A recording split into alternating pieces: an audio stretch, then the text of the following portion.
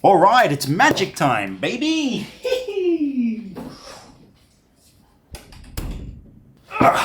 Magic time.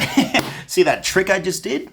Yo, what's up guys? Jason Ma the Magician, and welcome back to the 365 Days of Magic Challenge. Day number 40. 40 days. And in today's video, I'm going to be teaching you 3 magic tricks that you could learn in just 5 minutes. For all these tricks, all you're going to need is just a standard pack of playing cards. This is not like a gimmicked deck. There's no extra duplicate cards or anything like that. Just a standard deck you can get for like $2 at the local shop. All of the tricks I'm going to teach in this video are ridiculously easy. You'll be doing them like just instantly, and the end result of these tricks is that you'll be blowing mind holes. You know what I'm saying? The way that I'm going to do this video is that I'm going to perform the trick first, and then I'm going to teach you. And by the end of it, you'll be a walking, talking pro McChicken. You picking up what I'm putting down? So starting out with trick number 1, it's super visual. You're just going to get your spectator to choose a card, and in this case, it's going to be the Ace of Clubs, and that's going to be left somewhere in the center of the pack. Now, your spectator can choose the card. They can even put it back wherever they want into the center of the pack. And all you're going to do is snap the fingers. Done. You've managed to make the card rise to the top. Wait, that's a joker. Hang on, sorry, I get 2 tries for this one. 2 tries. Boom! And it's done. The King of Hearts. That ain't right. No, you know what? There's an easier way to do this. You just wave and snap, and then all of a sudden all of the cards are facing a different direction except for just one card. And with any luck, that is their selected Ace of Clubs. Alright, so the way that I did that trick is actually super easy. It just requires a tiny little setup, and that's that you're going to take 3 cards off the bottom and flip them face up and then place them right there, back on the bottom of the deck. So now all the cards are facing one way and you've got 3 cards facing the opposite way. Of course, you don't want your spectator to know that, so don't show them that, okay? Just start the trick off like this. Hey bro, pick a card. And you're going to spread the cards out, making sure you don't spread too far. Just spread the cards out and have them select one card at random. It really doesn't matter what they pick. Now, while they're looking at this card, all you have to do is turn this deck over like that. That's literally it. You just flip it over in your hand.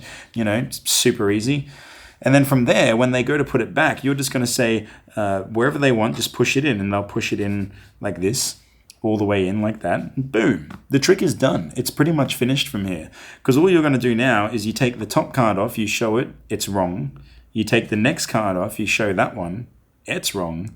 And then you place both on the top, and then what you're going to do is you're going to like spread the cards, but like in a block. You see I'm spreading like a block of cards here. That way I don't accidentally show the this card is face down. So I just spread in a block, and then I can go through all the cards and show them that just one card is facing a different direction, and that card is their selected, boom, whatever the heck it was.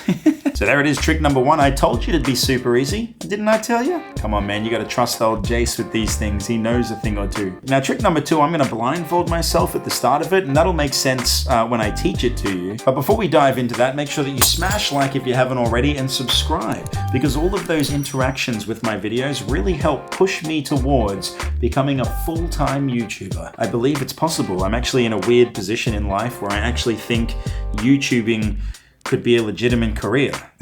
Anyway, let's take a look at trick number 2. All right, so for trick number 2, I just get my spectator or friend or family member to choose a card completely at random. Now for the selection, I am going to cover my eyes up so that you know I don't know what the card they're picking is. And hopefully that's in line with the camera and it's focusing on it. But just remember this card, okay? I'm going to set that back face down, that way I can open my eyes and see again.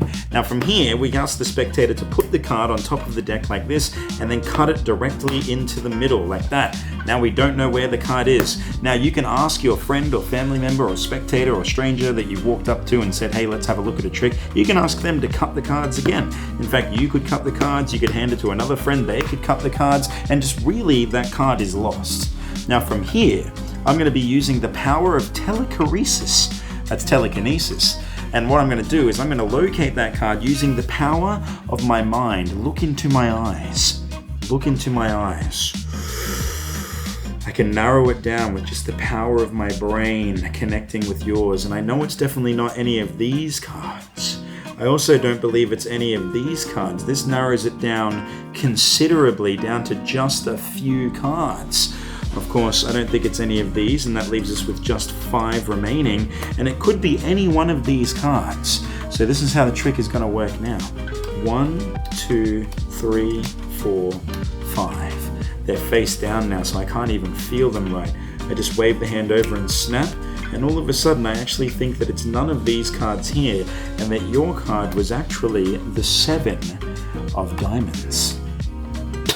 It's magic, baby! Now I should mention that I actually had no idea what that card was when it was picked. I genuinely didn't know, but the trick allows you to figure out what the card is in an instant, and now you're going to learn it right now. Alright, so to do this trick, all you need to be able to do is remember one card. That's literally it. Let me show you what I mean. What you're going to do is catch a glimpse of the bottommost card. So in this case, it's the 2 of spades. We're going to call this the key card.